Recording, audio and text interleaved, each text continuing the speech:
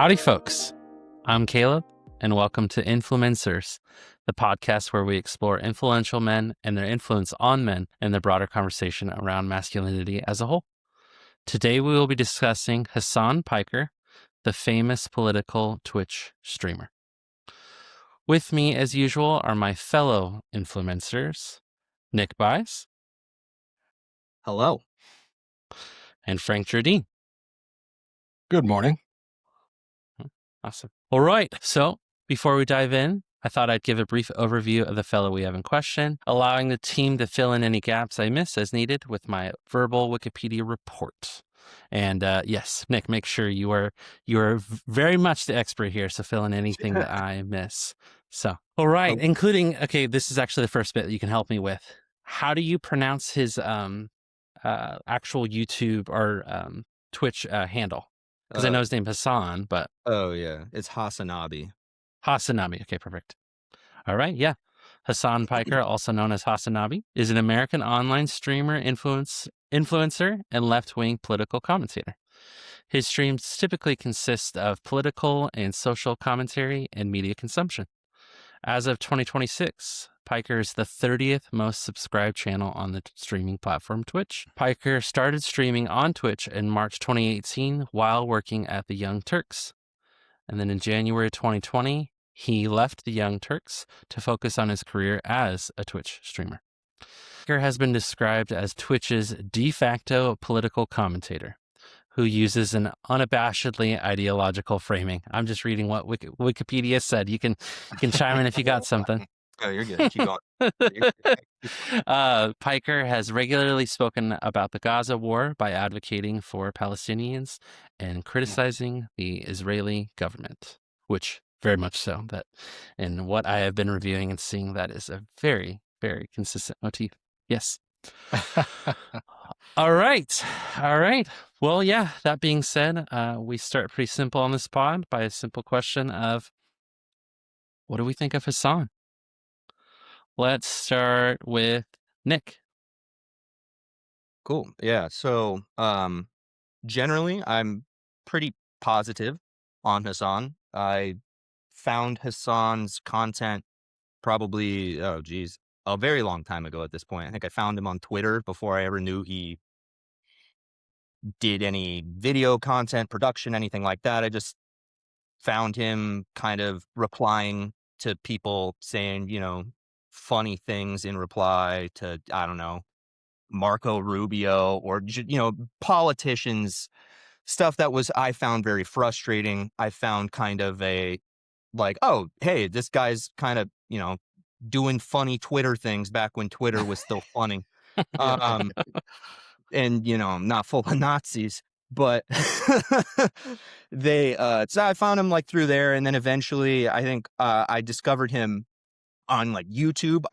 He came up in a recommendation of reacting to Alex Jones made a whole segment about him. And it was hilarious. Just, calling him all sorts of funny things. And he was just so giddy to see Alex Jones make fun of him. It was just, it was a joke. It's very funny. So I found him there kind of during the beginning of the George Floyd protest summer of 2020 at a time where,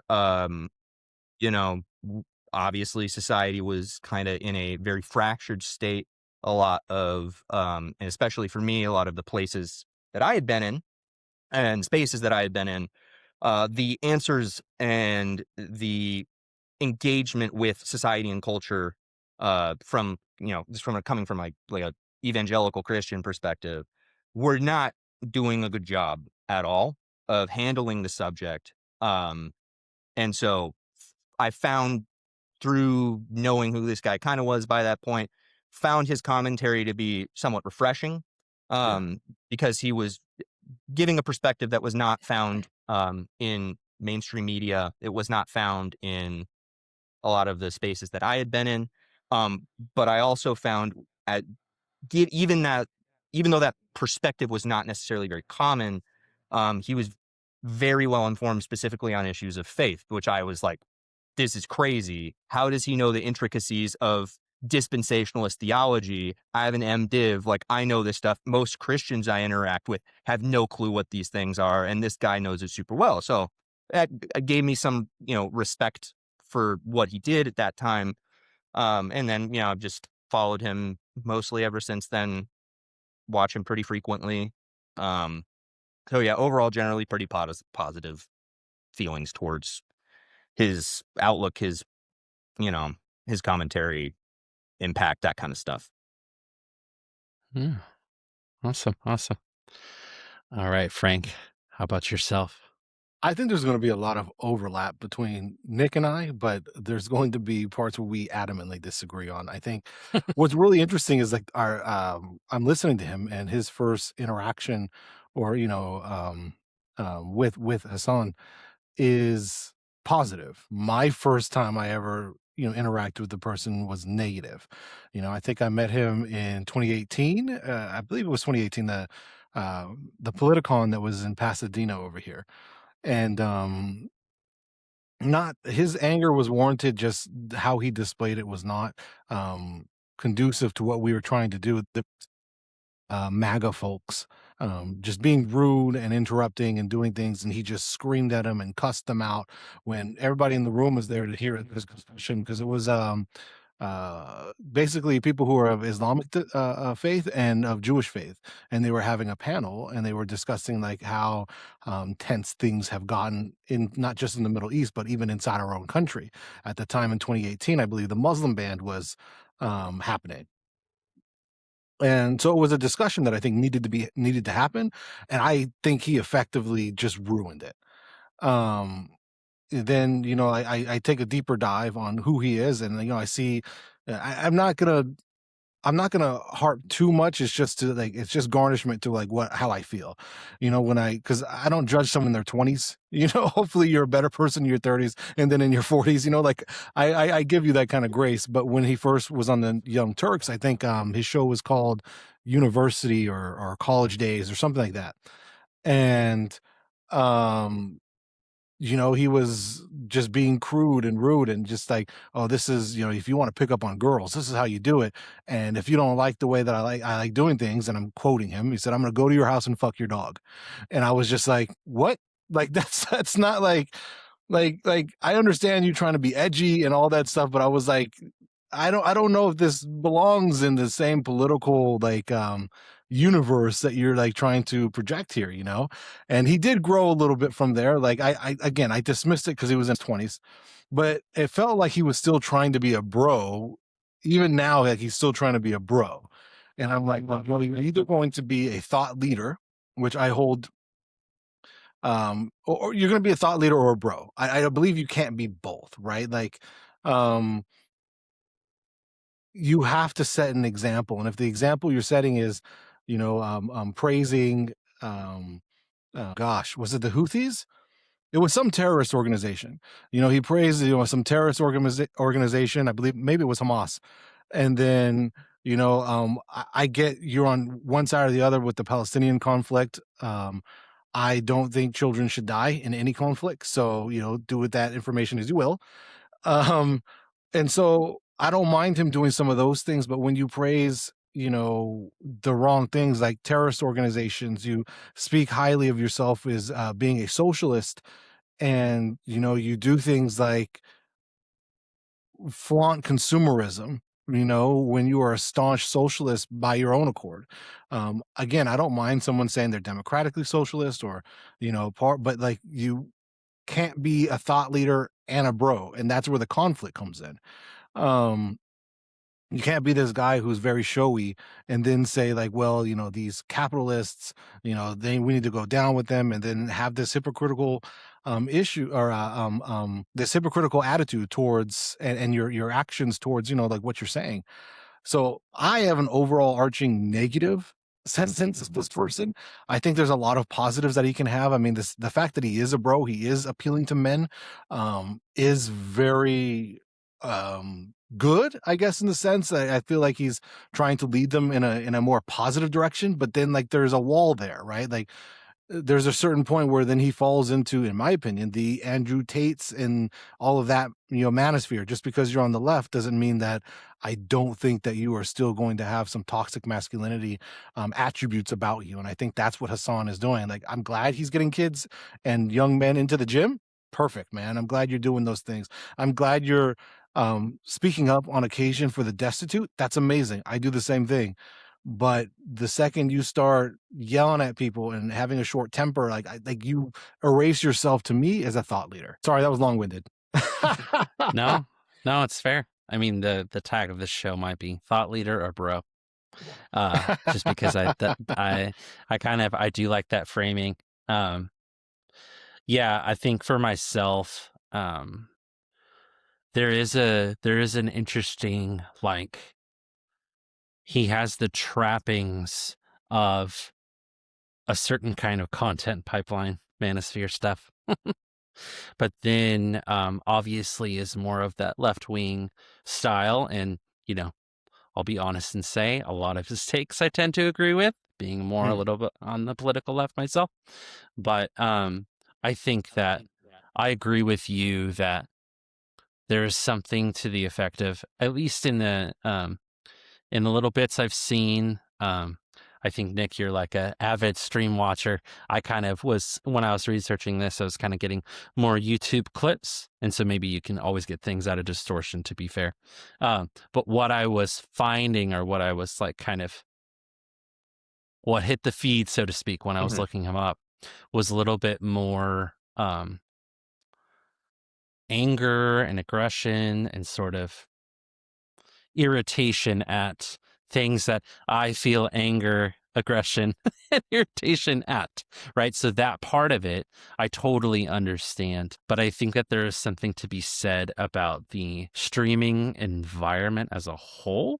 Maybe that's the bit that I kind of want to speak to a little bit more as we keep going. But something to the effect of another content creator that I like, that I think you guys both know, that I think I like him better, FD Signifier. It's probably my sociology undergrad coming out, but there's just something about, I think, the when you're doing something like that, you're live, and he called himself, I put it in my notes somewhere, literally an entertainer. That's kind of the column he puts himself in. And I think that for me, I believe on the Piers Morgan show, he called himself a propagandist. Yeah. And I think that, do what you will, right? And at least he owns that he's not, I'll give him that, yeah. and in that regard, comparing the whole thought leader or bro, if he's an entertainer, then it makes sense that you would lean more on the bro side. The trappings and the genuine intellectualism, like, this guy has read books. This guy knows what he's talking about. That's really clear, right? More often than not, you can tell it's really well informed. But there is a kind of machismo to it that I have qualms with. The peculiar thing about it is the qualms that I have with this, compared with a lot of right-wing content creators, where many of the takes that they have I find to be cringe for all sorts of reasons. But the trappings of them I often find to be worse in a way. Like, if anything, where I struggle with Hasan is, why do you stoop to that level? I think that's kind of the biggest thing that I would say. Overall, agree with most of his takes. Overall, appreciate. I think he's doing a lot of good work, especially getting people mobilized to act in political manners, right? Like, when he went to Minnesota and he kind of like saw all of the kind of how all the riots are going down, and like went with the people. I mean, that was really, really cool. And he was really positive in all the clips that I saw when he was there. I really liked that. And if anything, for me personally, I was like, man, I want more of that. Like, that's kind of the content that, and again, maybe I'm just sitting at this, like, again, we're all older guys, right? And we're going to be somewhat of his, like, audience. But the other thing that, again, we'll probably speak on as we move forward is, I think he's looking for quite a little bit of a younger crowd, right? That's kind of what he's going for, as far as like who he's wanting to activate or motivate, I should say. Yeah, I'm assuming, Nick, that maybe you have a response or you want to chime in.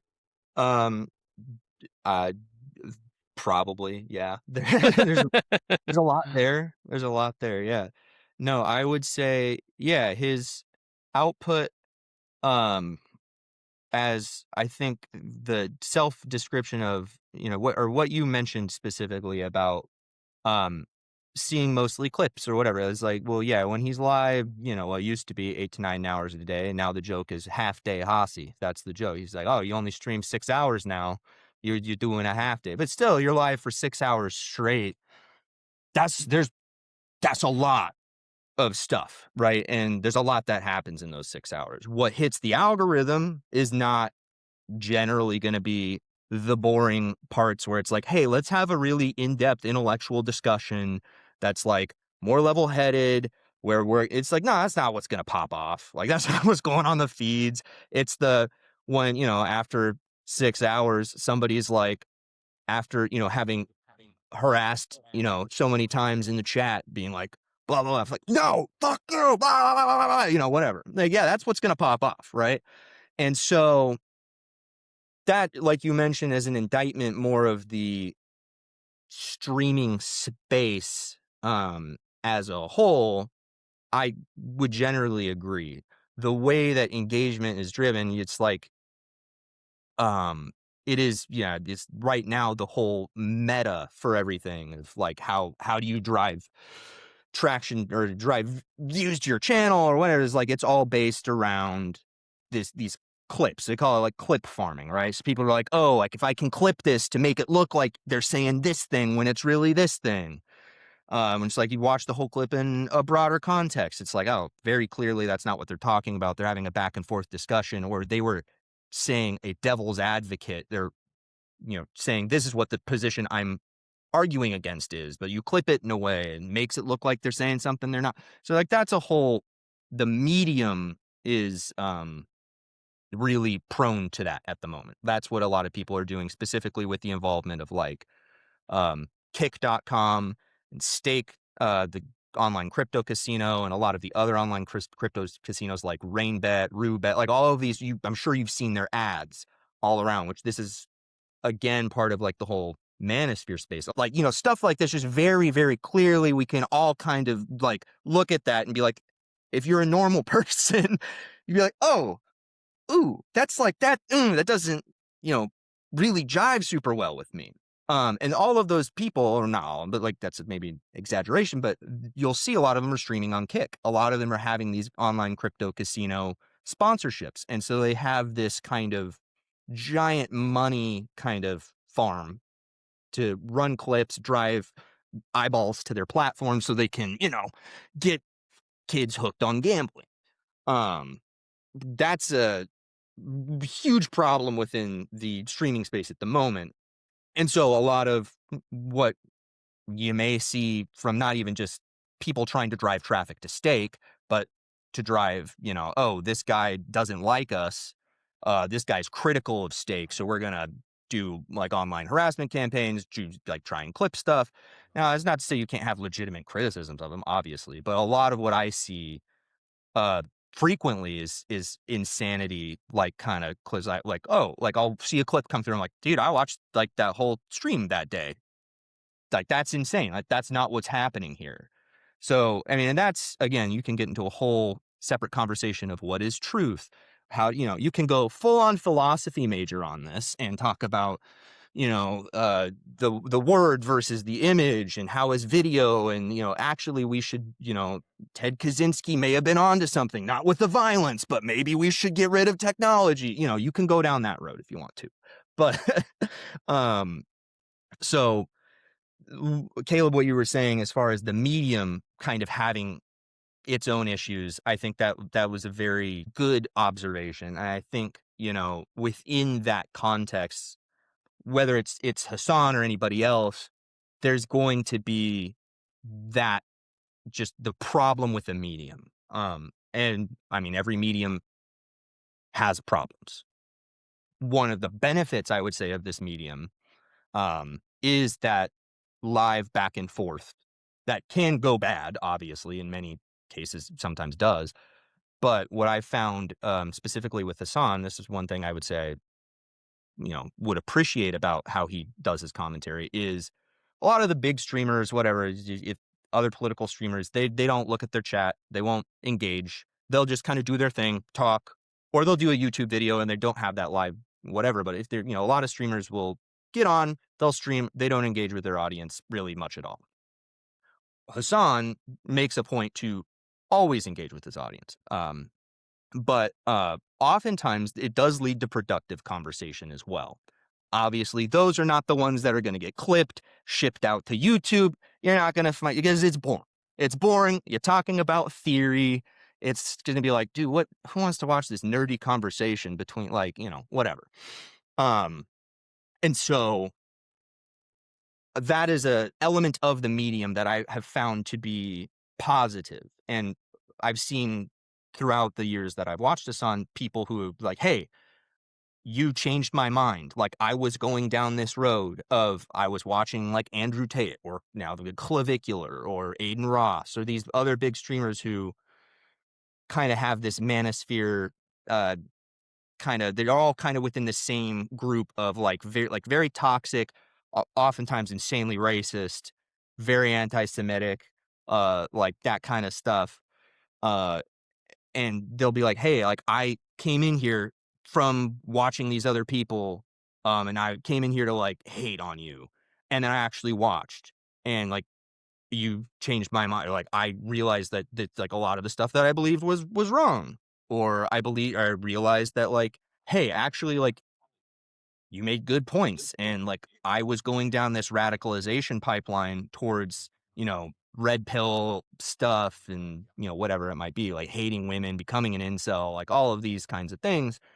And it's kind of a common occurrence that I, at least, once a week, once a month. Now, somebody typing in chat, are they lying? Are they just saying it? Who knows? I do think that there is genuinely an impact that commentary and that back and forth that he will present with some chatters who might come in a little bit contentious results in a more positive outcome than otherwise. So that's kind of what I would have to say to as far as the issue of the medium as well.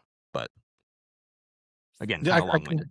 I can totally like understand what you're saying. There's a problem with the medium, right? Like, that's what the algorithm is.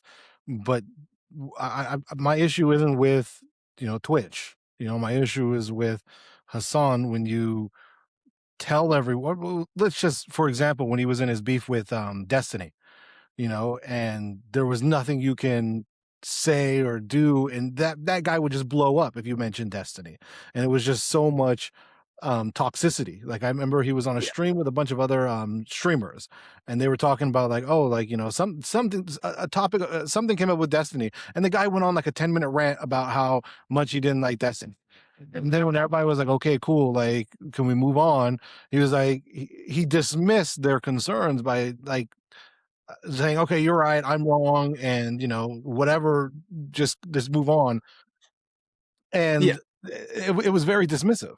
And I'm going like, so again, at least with Andrew Tate or with even Fox News, who won a lawsuit because they told their defense was, we're not a real news network.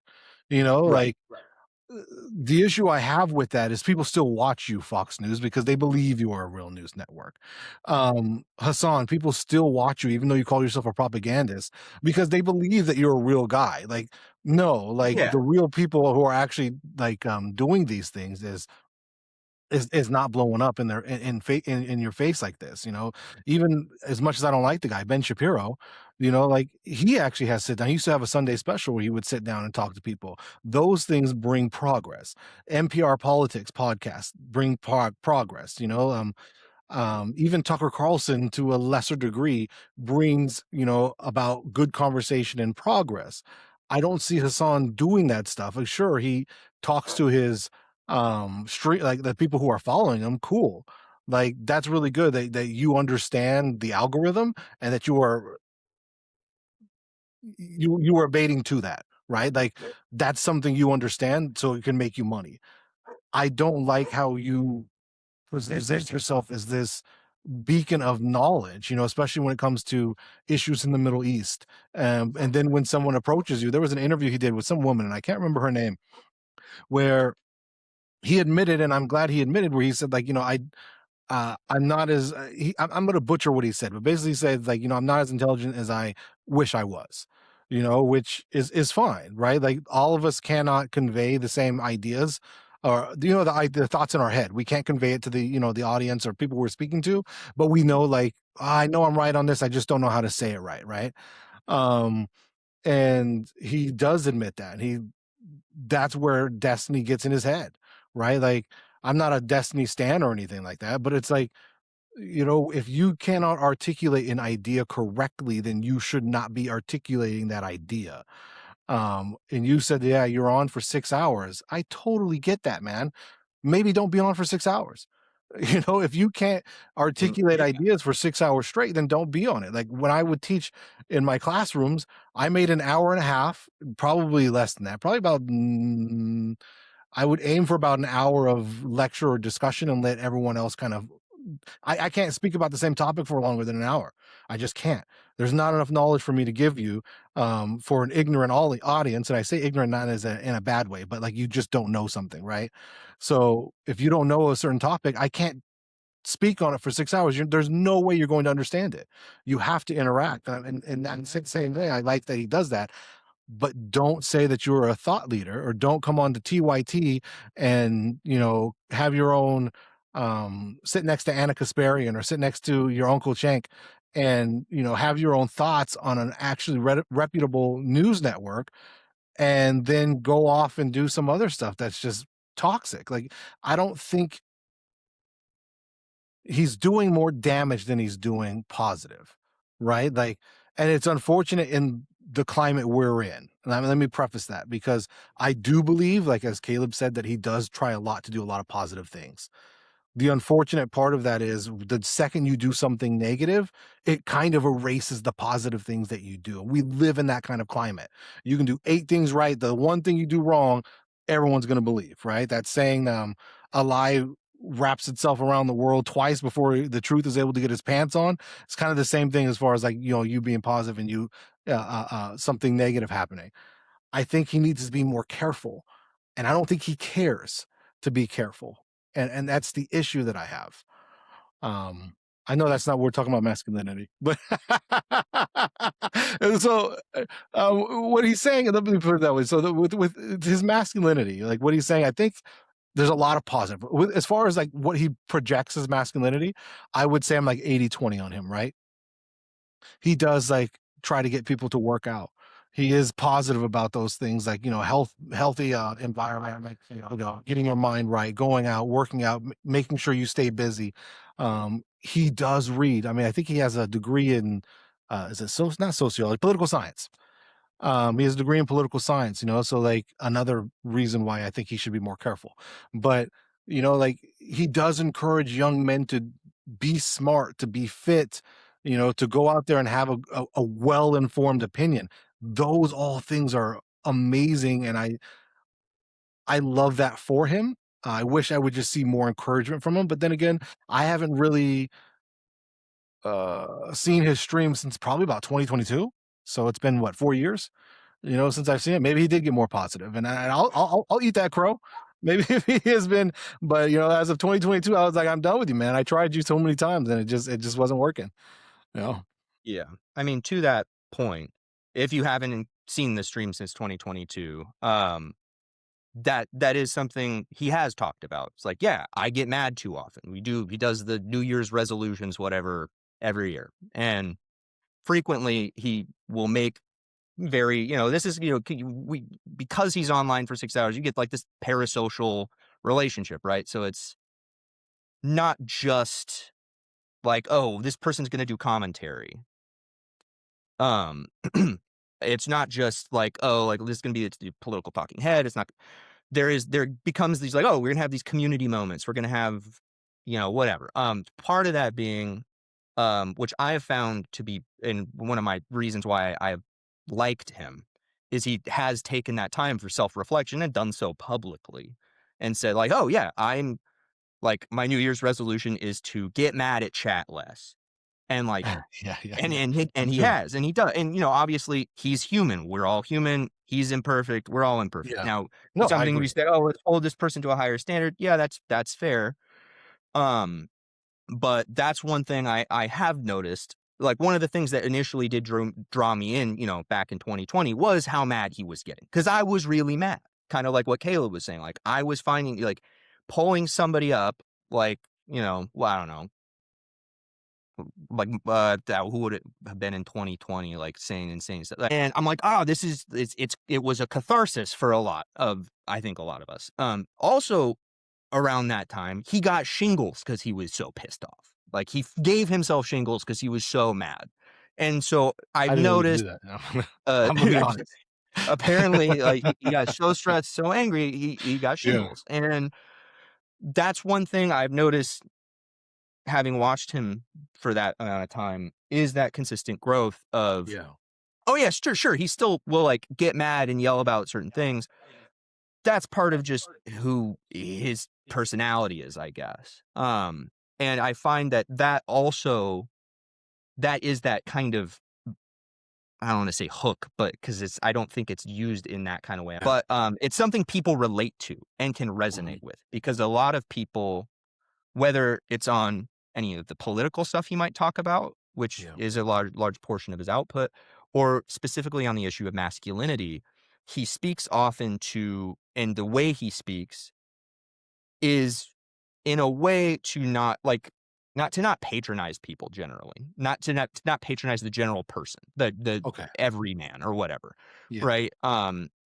And he represents this kind of, yeah, he's independent media. He's big now. He was not enormous when in like 2020, he had like 6,000 subscribers. Now he's got, who God knows, 45,000, whatever. He's one of the bigger content creators on the platform. But he gives that kind of air of, like, I'm editorially independent. Like, I say, like, I'm just a dude. Now I got rich, which he does not like deny. So I got rich off of your subscriptions. Like, that's like, I got to buy a house for my family. I got to whatever. So, Yeah. but what's that appeal that he has, specifically on the masculinity, that I find so consistent, is he's not, he speaks to this kind of like, oh, people say, like, I can't be manly. Like, if I get angry, or if I'm, whatever, what we might consider these things that could be toxic masculinity, but are not necessarily. So, like, anger, an angry man, right? There's healthy ways to express anger. Now, you can make criticisms that Hasan does not always express them in a healthy way. Absolutely. But neither do I. And that's what Yeah. I find helpful about, I guess, when I engage with his content. It's like, he's not trying to put a nice bow and create this really curated, really manicured persona. Like, I need to make sure so, like, kind of what you're mentioning, like, hey, you need to be like, make sure you're like saying the right things the right way. And like, I get that. I think he is intentionally trying to not go that direction, Okay. specifically to give this air of authenticity. Now, there can be a debate to be had of, like, is it really authentic? You're on camera. I mean, I'm on camera right now. Am I? I feel like there's It's no. like, there's Well, I'll give him the pass. I feel like there's no way you can not be authentic being on camera for 6 hours. You can't right, fake it yeah, for 6 hours, right? Like, yeah, and there will be points where it's like the authenticity will leak through. It's like, I mean, this is what he does yeah. this is his job. So there is something to be said. There is, like, this is somewhat authentic because this is who he is. But then there's Yeah. also, like, there is this artificiality of, there is a barrier or a medium of a screen between us. And so, as far as, like, how the kind of trappings, I guess we were kind of getting at, the trappings of traditional masculinity stereotypes, I find those to be, like, that's kind of his, like, the New York Times did an article at one point, that talked about this specifically. It was kind of like, I think they called him a liberal mind in a MAGA body, and he, like, Mm. yelled at them, like, not yelled at me, he was just like, hey guys, I'm not a liberal, like, call me anything, but don't call me that. And Yeah.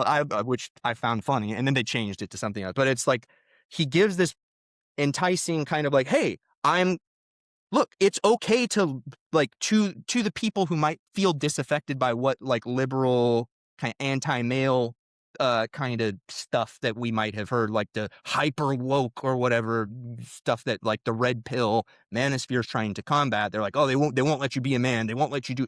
And he's like, look, it's okay to love working out, it's okay to like be brolic or whatever, it's okay to be kind of like a bro, but also like in that space, he has those conversations with like one of his friends, Bradley Martin, is like Trump voter, owns a gym, but they have a lot of conversations together about like, hey, how, and Bradley I don't know much about him, but he's not like a crazy misogynist or anything like that.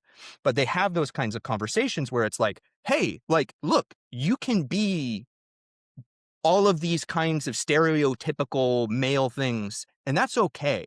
What's Yeah. not okay is how do you speak about women, how you treat women, how you like for Hasan, like be like his one thing he likes to say that I appreciate a lot is just be normal. When he's talking to, you know, how do you engage with, he's talking to a lot of people who are terminally online, right? A lot of people who spend their whole life on Twitter, people who spend their whole life whatever, they mediate their life through the internet. And I'm Yeah. probably guilty of that quite a bit. And one of the things that I have appreciated is, dude, like be normal, just be normal is kind of the constant refrain. It's like, oh, how do you engage with a trans person? Like, what should I do? She's like, just be normal. How do I engage? Just be normal. Like, think about what a normal person would do and do that kind of. I find that that approach that he has, and that is, I think, an intentional approach. It is part of who he is. Like, he likes working out. You know, that's just part of who he is. But it is an approach that I find positive in its effect on trying to draw, like speak to men in both kind of to the one side and the other. So to one side being like, hey, it's okay to be a man. And it's okay to have these interests, have these expressions, have these emotions, whatever. That's okay. And to the other side being like, see, I can do this and not be a gigantic piece of garbage. I can do this and not Yeah. like treat women disrespectfully. I can do this and not treat trans people as subhuman and want to send them to camps. That's, I think, how he would see it, and how he has described it in the past as well, in those Okay. interviews, in those kind of write-ups. And that's one thing mainstream media keeps coming to him for, not without reason, because he is kind of unique in this. He's super woke. They call back Frank, probably back when you're like at Politicon, it's like they're calling him Woke Bay, right? He's like this guy who is like, oh, he's super hot, but he's really woke. And it's this kind of what we have culturally understood to be contradictory things. And what he tries to present is there doesn't have to be a contradiction there. What we need to look at is how do you be masculine? How do you use your masculinity to help others, be more empathetic to your neighbor, to your fellow man, and base your worldview off of empathy rather than self-interest or competition, I guess, between you and maybe another man or whatever. But like, you can have those trappings, have those interests, have those traditional masculine, stereotypical traits. But is there any And masculinity traits that you feel like he dives into that are toxic? as far toxic in what respect? Well, for instance, we talked about his work ethic, right? Like, Mhm. so, um, traditionally, men are the earners, and I think there was Yeah. a stat that came out. He was 152 days worth of streaming, like in total. Um, Mm. uh, so, like, if you added all his hours together for streaming 1 year, it would have added up to 152 days. Oh yeah, Um, for 2020.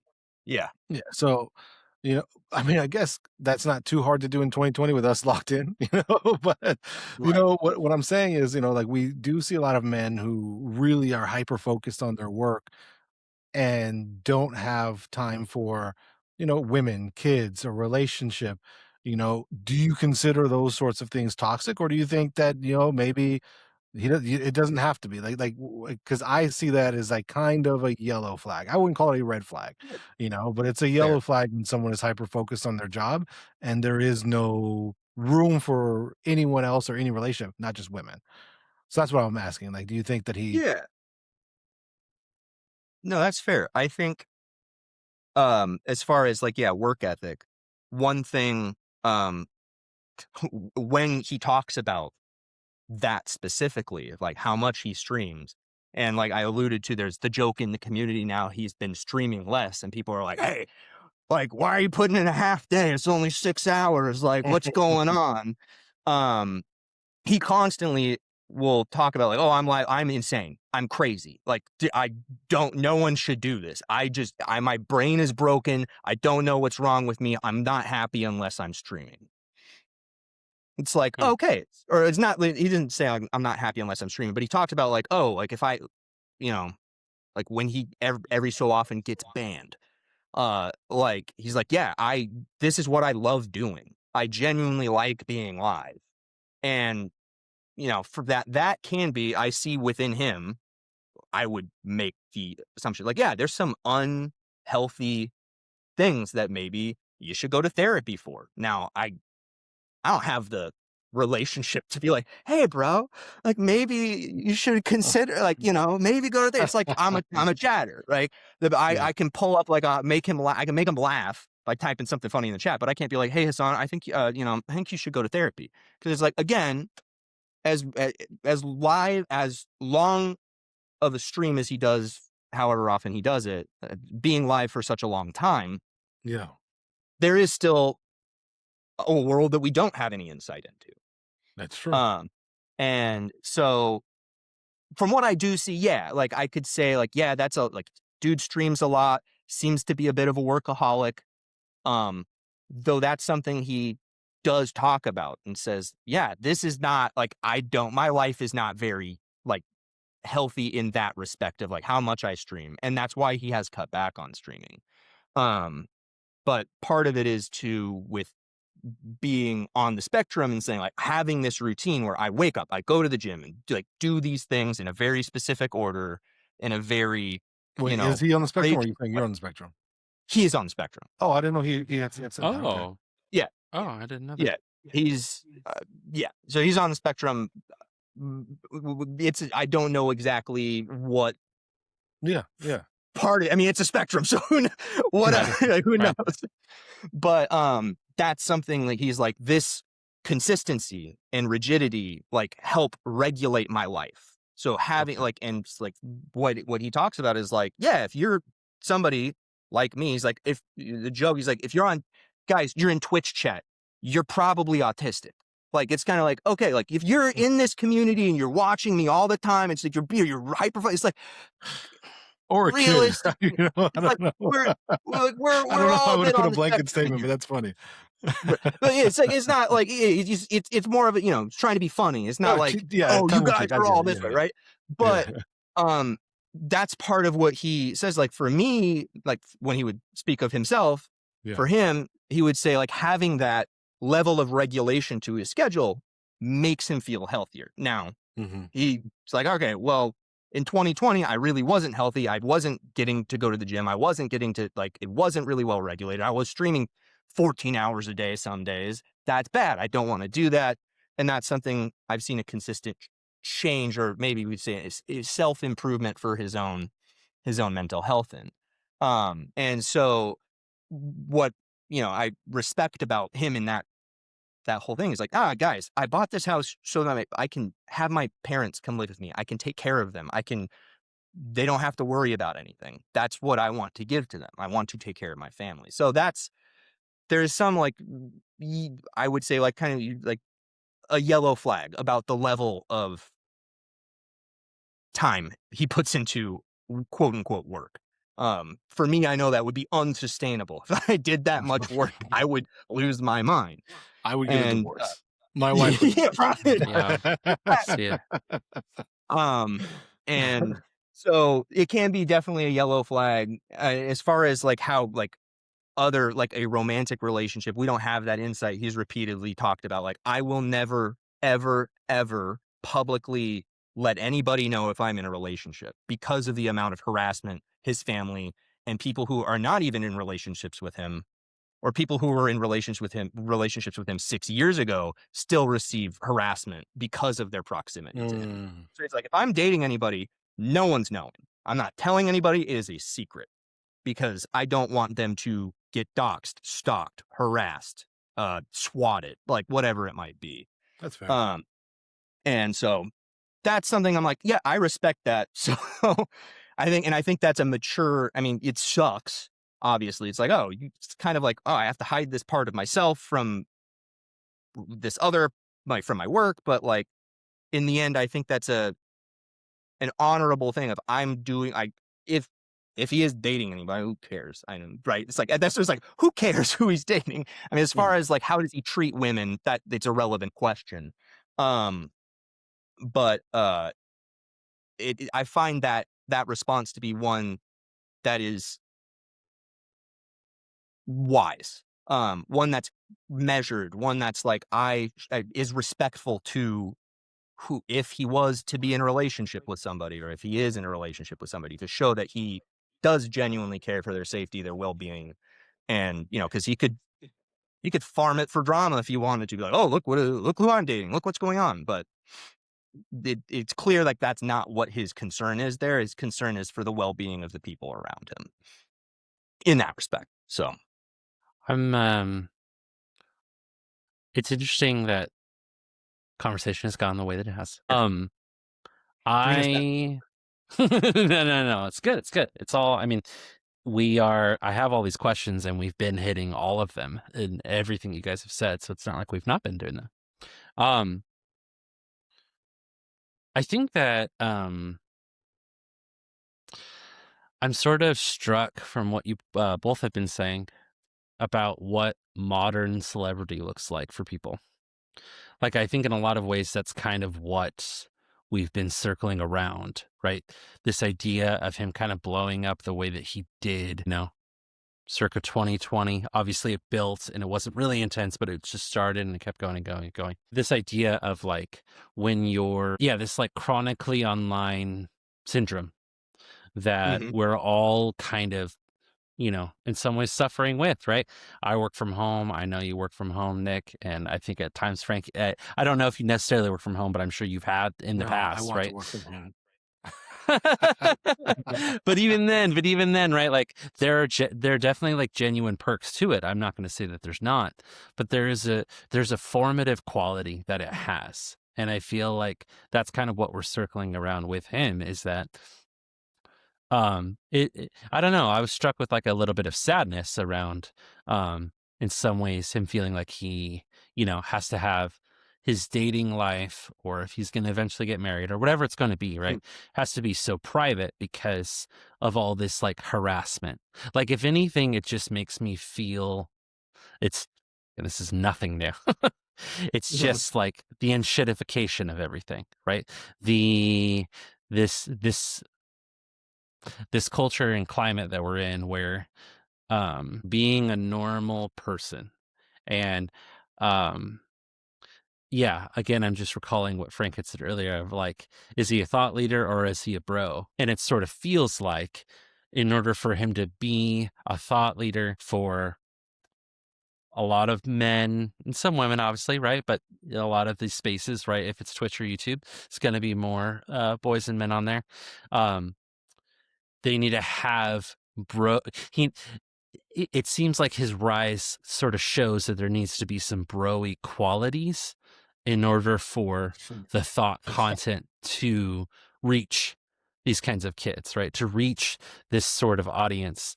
And maybe what I'm kind of like feeling now is a little bit of somberness of that, a little bit of the, not that there's anything wrong, again, with him necessarily having the reach with kids the way that he does, but more maybe it's the cost for him.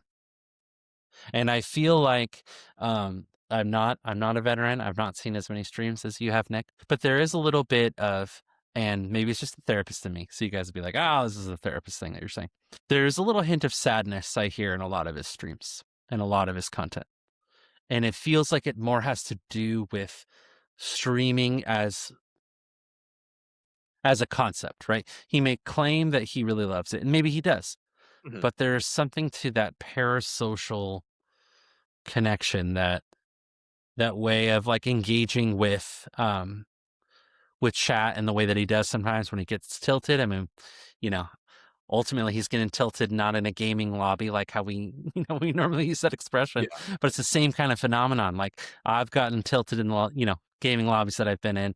We've all had those experiences where we get you're really gonna have to angry. explain to me what tilted is. I don't know. Yeah, it's just like, oh, you mean It's like it's getting really really more mad. about What is Yeah, so tilted? getting Yeah. tilted. Getting tilted is just like Go ahead. like you like kind of like from pinball back in the day, and you tilt the machine. It's like it's like you get mad, you're tilting the pinball, right? So it's like Okay. usually from gaming, it's like I'm in the lobby, like we're playing, I don't know, we're playing Halo, and some dude kills me 4 times in a row, and then I get so mad I can't play right the rest of the game. Like it's like that's kind of the most extreme version of tilted. But yeah, it's like usually I'm say, oh, I'm on tilt right now. It's like I'm playing bad because I'm pissed off. Oh, I'm so now I mad. feel cooler for you telling me this. I'm gonna totally use this thing now. Frank's getting up on his lingo. He's getting up on his lingo.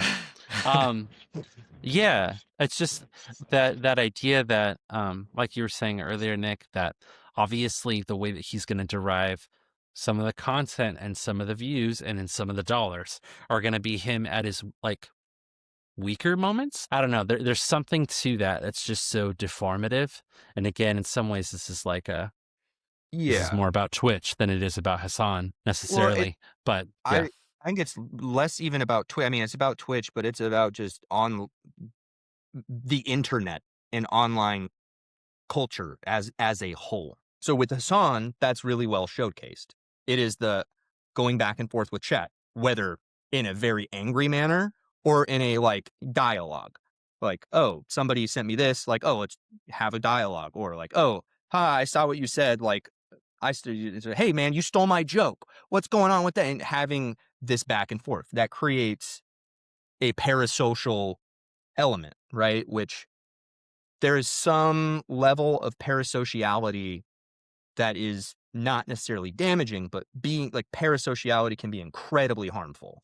As we all found out, like during COVID, that's something like, as the chief parasocialist here, um, like, during, like during 2020, you see like, and this is something like I appreciate too. He tries to not cultivate that. So when somebody gets weirdly parasocial, he'll, come be like, dude, like quit being parasocial, like quit being weird, just be normal. Why are you asking me like why I'm eating this food instead of that food, or why it took me 59 seconds to pee instead of 57? Like, I'm banning you. You need to log off. Now, like the positive elements of that parasociality, I can see in the creation of pseudo community, right? So it is not proper community in respect that hopping into a Twitch chat, like those people are not, they don't know who I am. They don't really care.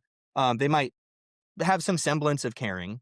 Right? Like if somebody says, hey, blah, blah, blah, this is happening in my life, I'm really sad. People might reach out and say like, hey, I'm so sorry you're going through that. Like, let's talk, like in Discord or on it. Sometimes that breaks out. Even that still has the barrier and facilitation of this remote kind of like it's not a face-to-face kind of thing, right? There is the mediation of technology, which technology mediates all of our relationships at this point, nearly entirely. That's technology technique is totalitarian. The problems with that kind of parasocial relationship or online facilitation or technological facilitation of relationships is not unique to Twitch. It's not unique to really anything. I mean, people were saying like when the telephone was invented, like it even just that in like Alexander Graham Bell introducing that technology creates problems. Now, obviously, look, 100 years ago, we can in the future we can say like, oh, okay, it's a telephone, man. Like it's like relax, like it's not that big of a deal. Like it's, and we can agree that it's a good invention. It's something that's facilitated connection in a way that was not possible before. But it does have that downside of when you're talking over the phone with somebody, you're not face to face. You can't read their body language. There's all of these things that you miss out on. Um, and so, and even when it was invented at that time, there's a lot of people who are like, hey, I don't think this is a good thing. This is bad. Now, obviously, those people lost, as is always the case with technique, because it is totalitarian. It always wins out in the end. But with this parasocial kind of nature, you have these heavy downsides of alienation, isolation, those kinds of things, which were kind of taken at a height during COVID, that's not even unique to just like, oh, it's the internet, it's Twitch, it's YouTube, it's whatever, doing that to people. It's like, we're just stuck at home. So people found these parasocial communities because that was the only thing that they had at that point. The positives, I realized I tried to go off on a tangent to go to the positives of it and just kind of said more negative, but I would say the positives of that, I have seen again, now these are people talking in chat. I don't know if they're lying or not. So, you can take it with a grain of salt, just some random person on the internet writing a comment, but people who have said, hey, finding this community has meant everything to me. Now, there's clearly not somebody who's going to go help them move. It's clearly not somebody who's going to, hey, my car broke down. I need to ride to work. It's not somebody like that, but it gives them the sense of belonging where maybe, people say like, hey, I'm trans. My parents, if they knew, would kick me to the street. Like and I live in Oklahoma and I'm in the closet, and if I come out, like my dad would kill me, maybe literally. I don't know. He's so violent and angry, and the only place that I find solace or find like people who think like me or who love and accept me and respect me for who I am is here. And so that is a positive element of the parasocial community or the parasocial relationship. Now, that, like I said, I just got done with all the downsides. Those will still be present. But in those moments, even that is better than nothing. I would say I would rather have somebody have a parasocial community that is pseudo community than to feel total utter isolation and its crushing weight and make decisions they can't unmake. And so seeing what a lot of people over the years will write in chat or write on Twitter or whatever, it's like, hey, finding this community has meant a lot to me, and it's kept me from going down bad rabbit holes of like right-wing content pipeline of red pill stuff, like that kind of thing, or just from personal social isolation and in depression. And we can criticize the like, do you have a real community? Not really, but it's like, if it's like at least scratching that part of your brain to keep you here, I'm happy with that. There's work to be done, absolutely, on that person's part. But and the interim, that little Band-Aid, if that's what's working for you right now to keep you here, I'm happy for it.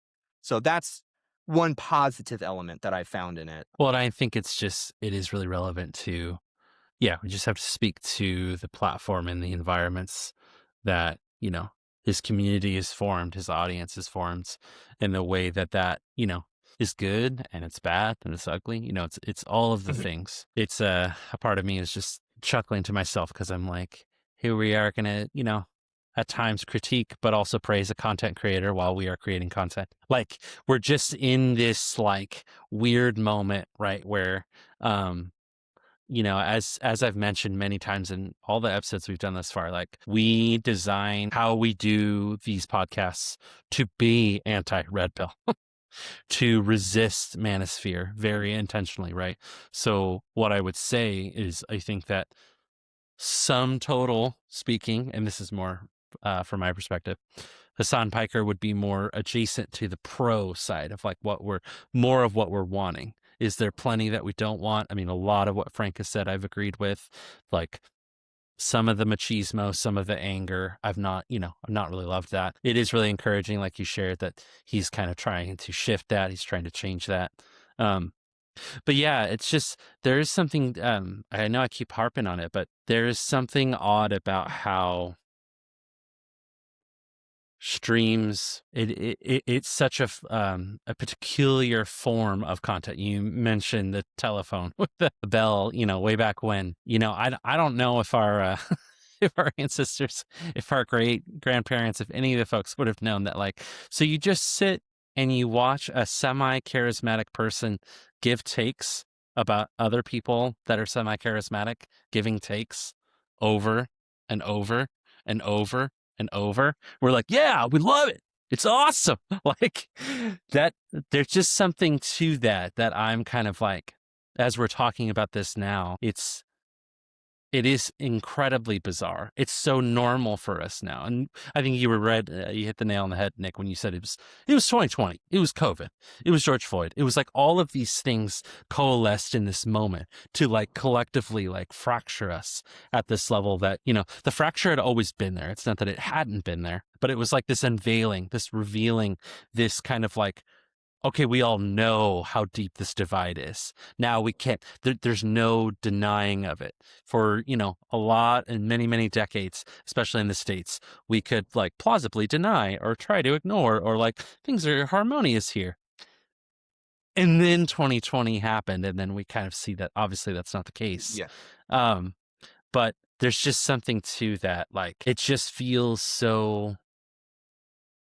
It is like an evolved form of, obviously, of a CNN or a Fox News, right? We might like it more because the guy that's talking is more informed, has genuine takes, and is not, what he says is not dictated by, Murdoch or whoever may be the person, right?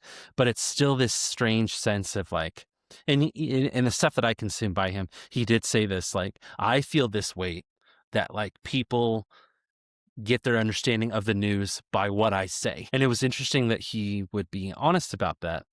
And I was kind of struck by like, yeah, this is such a weird moment that we're in culture that, Mhm. Hasan is like a better example of this, but just strange that like we rely on, again, semi-charismatic, probably good looking, edits really well, owns the chat trolls, right? Like these are the qualifiers of, we're like, yeah, give us more, right?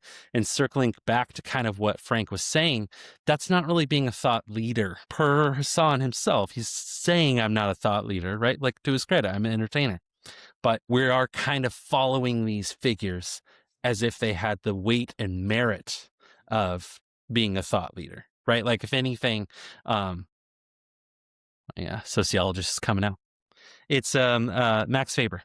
He kind of talks about the different systems of authority, and one of them being charismatic authority. And I think that we're in a moment in time, because he has charismatic authority, rational legal authority, and then traditional authority. And so for what his perspective at the time, he's writing in the late 1800s, early 1900s.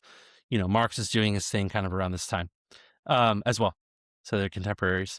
But he was sort of saying that he, at that time, was noticing a change to the rational legal side of authority. But then what I feel like, and maybe what you were saying, Nick, made me think like, oh, maybe 2020 is what broke it so intensely. We doubled and tripled and quadrupled down into charismatic authority. Like, we just don't care, in my opinion, we just don't care about other forms, because the way that he was holding it and kind of talking about it is you want like a healthy, like, check and balance almost between these systems of authority. And now we put so much stock and so much emphasis on the riz, on the charm, on being funny, on being, could I get a beer with you? And Yeah. I don't know, there's something to that. No, I was saying you're insightful. That's all. Yeah, agreed. Yeah, the concept of like oh, can I get a beer with you? That was, that's the retail politician. Um, that again goes into this parasocial kind of relationship. The like many Americans historically is like, maybe probably, I would say probably since the Nixon debate, where it's like, oh, look at this guy, he's sweating on TV. That doesn't look great. I don't want to vote for him, and he just tanks his chances. Like maybe starting from then, it's probably before. I'm not like a historian, but the we see this kind of like the average American voter when it comes to engagement in politics is like historically has been, oh, can I get a beer with them? And one of the things that I think is shifting now is like do have that kind of like charismatic authority still in a lot of senses. It's less like, I would say, can I get a beer with her? It's like, can this guy be my buddy? But it's more like, I mean, we see with Trump, it's this cult of personality. It's this we're engaging in the United States, and it's kind of globally, but this descent into fascism, which is always dictated about in groups and out groups. And so people are noticing, especially we mentioned, 2020 was kind of the eruption where the contradictions in our liberal democratic societies in the West, those contradictions that had always been there are now fully on display. You cannot ignore them anymore. So we are like in this enlightened age. And what we see with Gaza is the complete contradiction inherent in that as well. You have, you see one of the UN Security Council members who has the veto power over everything is seeing something that everyone else is saying, this is abominable, this is horrific, this must stop now, and saying, no, we veto that. So a lot of American voters and American people in general are seeing that, as well as a lot of internal contradictions within the United States. You look at like the Epstein files, and that has been a unifying factor among most people across the entire political spectrum. So there's some element there, but more often, what I'm seeing more frequently now, is people are waking up, getting woke, I get, waking up to the fact that we have more in common with each other. I guess it's some very fledgling initial class consciousness. I would not go so far as to call it class consciousness, because it's not there at all. The only people with class consciousness in the United States and the West are billionaires. They will protect each other no matter what. Thankfully, some people are starting to realize, oh, wait a minute, I have more in common with my neighbor, even if we don't agree, because we're both getting screwed by the same system, by the same pedophilic billionaire elites, or whatever you want to say. I mean, with more of the files that come out, it's like, okay, I thought that was an Alex Jones conspiracy, but it's just kind of true. Hey, Hasan's done the files. We're gonna, for our show, we're gonna, when a dude's down the files, to be like, hey, thumbs up, you're not in those files. That's good. And, I mean, my favorite thing on that too is he's had, trolls come in the chat, be like, Hasan, you're in the Epstein files. He's like, you absolute moron. If I was in the Epstein files, I would have been a victim. Do you realize what time the time the crimes are taken? And that's just a funny thing, like an anecdote for going back to like the contradictions inherent in the system and how parasocial things get. It's like you get these people spinning this crazy narrative like, oh, his son was in the Epstein files. It's like, have you thought about the lie you're telling? He was 8 years old. He would have been a victim, not a perpetrator. Like, how does this work? And that narrative keeps getting spun. So when you talk about unity, right, and the world is kind of waking up and becoming unified, do you think that is because of someone like Hasan, or do you think it's in spite of someone like Hasan? So I would say Hasan is just, a one person amongst many, right? Many people do semi-similar stuff.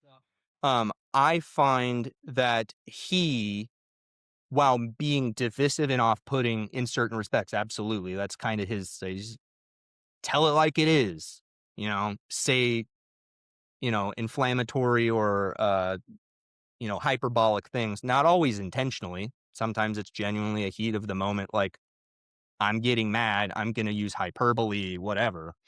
In spite of those things, I do find his analysis and commentary to be what leads to some level of unification amongst, or specifically his stated goal of trying to engender class consciousness within people in the United States, to have them wake up to the reality that I have more in common with the man sleeping on the street tonight than I do with Elon Musk. I'm closer in my station of life to being homeless than I am to being a billionaire.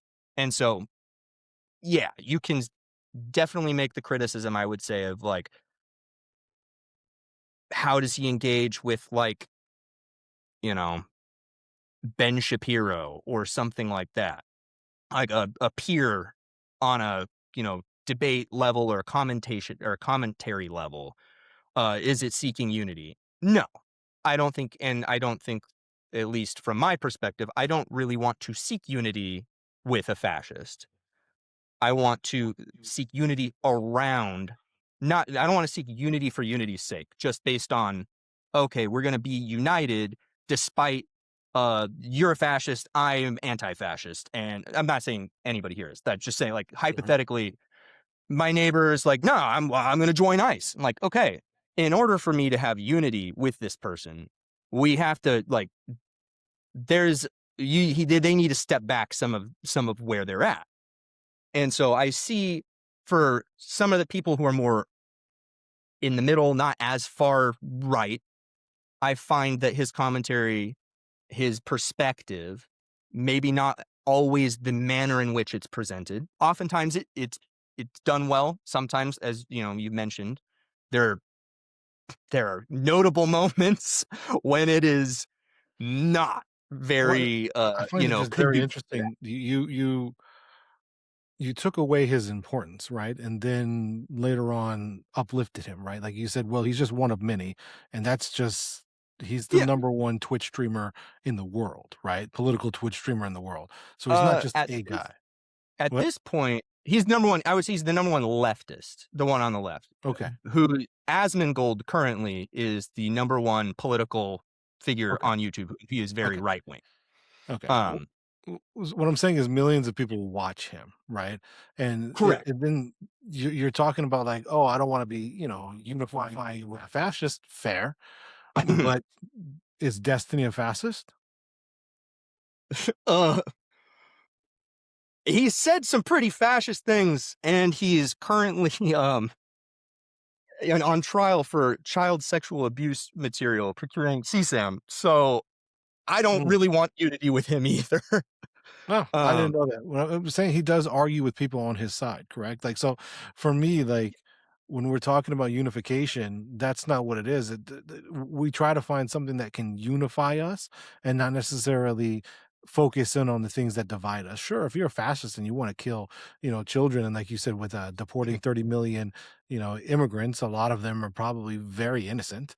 Like I get that. You don't want to be, you're like, hey, this is wrong. And you can speak out against those things that are wrong. yeah. But what I find is it's not just speaking out against those things. Where does he find the time to find something that is unifying between the two different sides, right? Like it's all or Mhm. nothing with him. And so I'm wondering, like, when you talk about this unification, I see is in spite of someone like Hassan, right? Like he really dives into the algorithm, he really makes his money. But I think the world around him is starting to realize that this debate culture that he has really rode the wave on is not really the direction that we should be going in, right? Like, Yeah. um, I don't see him as a unifying figure. I see him as a very divisive figure. Um, he may say some really good things that I will agree with, but Mhm. in an overarching like narrative, I don't Yeah. believe he's here to unify the country. Yeah, I mean, I think that I would agree. And I would also, though, say that there's so many things at the root of America that makes it so hard for unity and unification to happen, right? Yeah. Like, and in some ways, if we had 3 more hours to discuss on this pod, we could probably get into how and why that works out the way that it does. But all that being said, I agree with you. I mean, I just anything that has a whiff of punditry, I have a little misgivings about that. And Of so, course. kind of to segue to this last question that we Yeah. tend to ask about how this person affects, your own masculinity. When I'm out and about in my day to day, or if and when I've had political debate, misgivings, conversations, whatever it may be, with people around me, I do not engage in the way that Hasan does, and I'm kind of glad that I don't. Um, there are people that I know that I'm really good friends with that have absolutely abhorrent and awful politics. I think that they're just so out of line and just absurd. But it does feel like we're in this moment where we're gatekeeping people too much. Now, you can feel differently about that. For me and my purposes, with this friend that I have in mind or anybody in my corner, I'm always going to speak to things when I don't think it's right. I'm always going to be, in connection with these people and say, that's what you're speaking to right now is lending itself towards fascism. Or whether or not you're aware of it, what you just said is deeply racist. Like, I will communicate that, and I don't really have qualms with that. But I think that there's something to be said of how, with him and his contemporaries on the right, but even his contemporaries on the left, if we just keep, in some ways, maybe I'm just full-fledged endorsing what Frank just said, but I think it is true. Like, if we are gatekeeping too much, I feel like it can hamper the very thing that he's trying to engender, like you were saying, Nick, that sense of class consciousness. And I think that, as for me and myself, my masculinity, the way that if I'm in political discussion or conversation with peers or people around me that I love and that I trust and that I know their quality, I know they have good character in spite of the absurd things that they say, I want to figure out how to engage with them in the way that I would want to, which is very rarely going to come from a place of anger. It's very rarely going to come from a place of disdain. Now, am I going to say that a perspective that they are carrying is racist? Yes. I've never had qualms with that. I can very confidently state that's ridiculous. That's like, you are othering an entire demographic of people when you say that. I just don't have that, like, I will do that and I will have them at the table. And I feel like we're in a moment where, with what happened at 2020, we can't do that anymore. And there's going to be all these dynamics of the intersectionality of it all. If someone's in more of a minority or othered status, they need to be more careful about who they bring into their circles and how they could be harmed. So in that regard, I totally get that and I respect that and I endorse that for them. But just calling a spade, as a white dude, I need to figure out how I can speak to often my white peers that say ludicrous shit, maintain relationship with them, and clearly state, nah, man, you're out of line.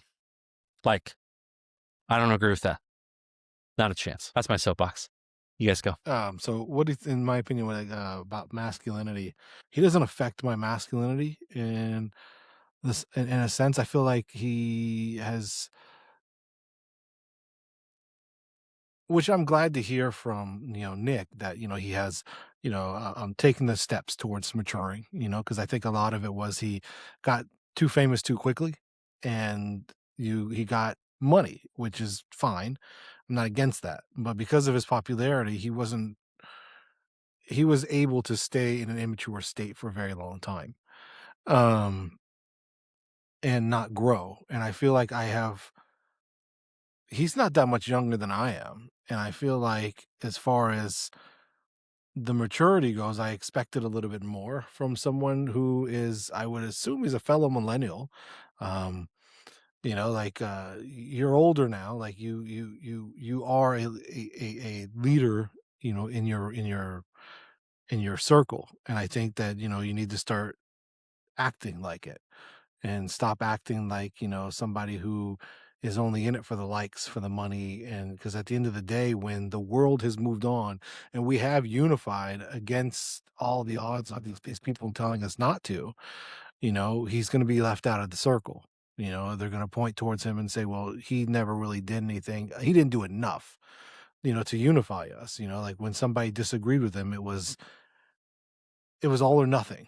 And we can't have that, with certain, obviously, I think Nick had said, if you're a fascist, yeah, no, if you're a Nazi, you're a Nazi. I'm not, there isn't anything we can sit at the table and break bread with. Like, I can't do anything with that, like, Yeah. but I mean, this debate culture that I think we're in, I think Caleb, you had kind of said like, like how 2020 had kind of like shifted the way we see things. And I think that debate culture has really ruined that. Then this debate culture that we have gotten into, which is why I don't debate, um, it doesn't leave room for discussion. And I think as men, we should be allowed to disagree. And like you said, Caleb, in a respectful manner, you can say, hey, dude, I think what you said was racist, and it can leave us to think. I don't think anything Hasan has ever said has been thought provoking, right? It's been emotionally provoking, I guess. He says things to get a reaction rather than, thought. But I guess that's why he's not ahead of a classroom. He's ahead of a Twitch stream. So when it comes to my masculinity, I definitely, it's unaffected because I think men should be at a little bit of a higher plane, intellectually speaking. We should be able to respect emotionally. I shouldn't say intellectually, emotionally speaking. Like we should be able to respect each other, talk to each other, and be able to go our separate ways without insulting each other. I'm sure there are things, Caleb, I've known you my whole life, and I'm positive there are things we disagree on. It's just, and I still love you. And I don't see that type of rhetoric coming from Hasan. So I don't embrace that type of masculinity. Fair enough. Yeah. I'd say for me, and then to some of your points, and you can check it out if you are interested at all. He did a conversation a couple weeks ago with there's a podcast called The Necessary Conversation podcast. It's two kids who talk to their their ultra MAGA parents.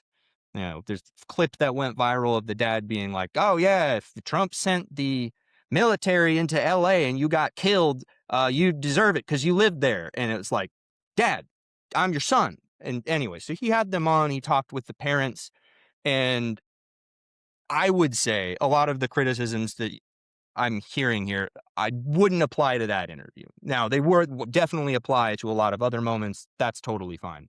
As a marker for if anybody's interested, I'm not saying you have to go watch it, but if it's something you're curious about, he did this multiple hours long conversation with the whole family, and he talked with the parents, and I found it really instructive because what he set out to do, and this is how I have actually.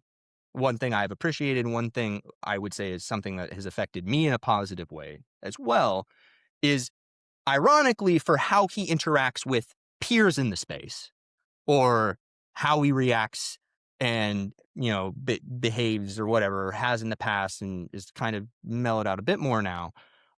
When it comes down to brass tacks of, hey, here's how to speak with your family members who are far right or who are ultra MAGA, or who maybe you can't say like we're cutting this relationship off. Like if it's, obviously if it's abusive or if it's like, no, I love Adolf Hitler, then yeah, like, okay, maybe, sorry, we're not going to be friends. We're not going to be family. We can't. But that podcast episode that he did with them, or I don't know if they cut it for his podcast, but it was on his stream.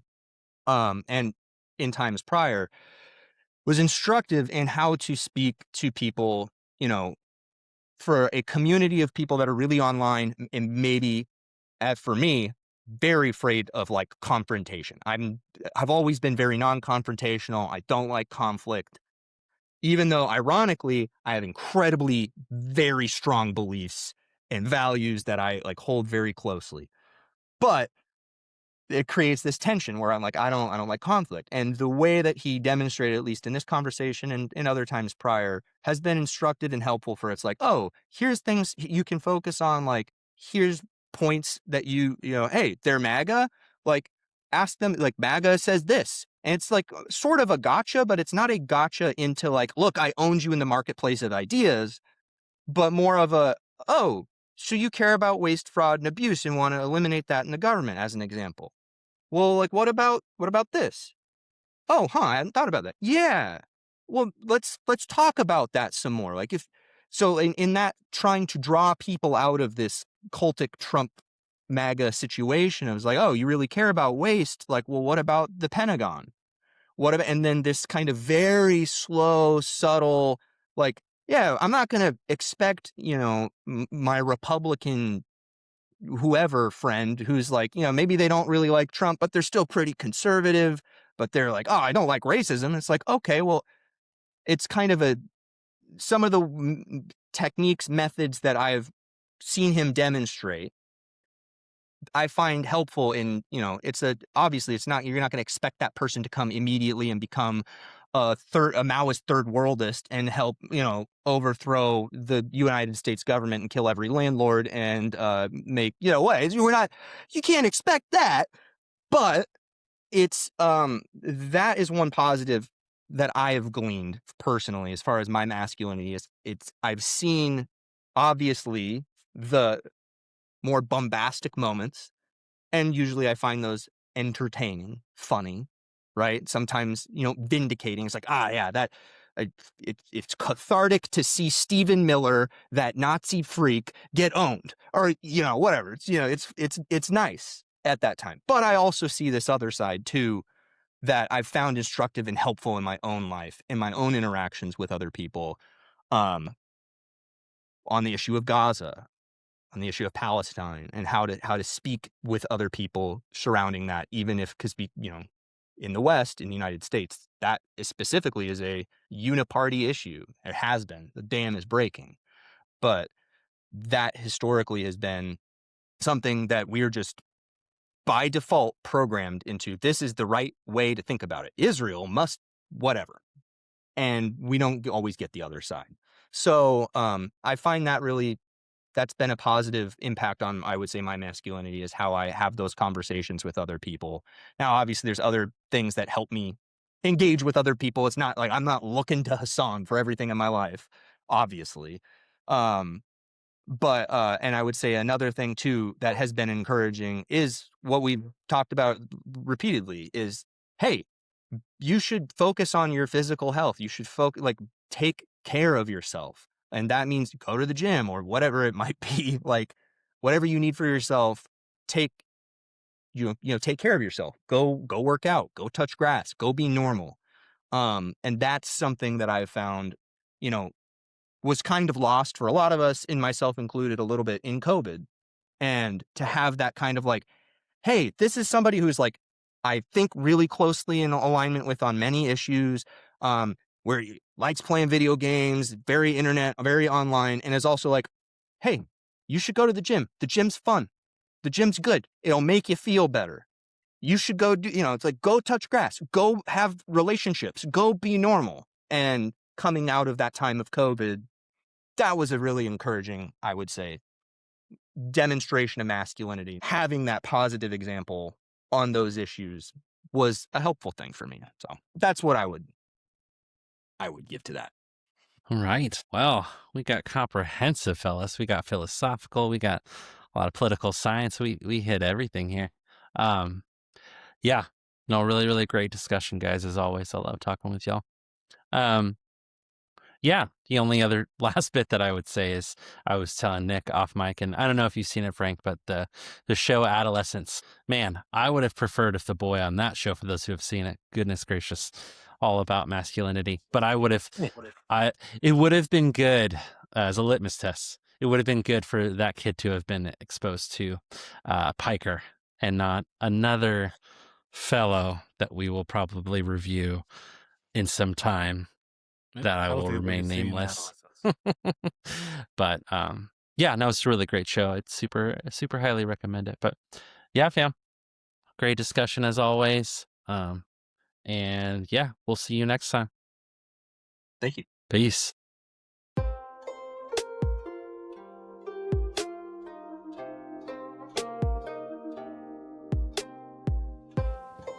Hey y'all, Caleb here.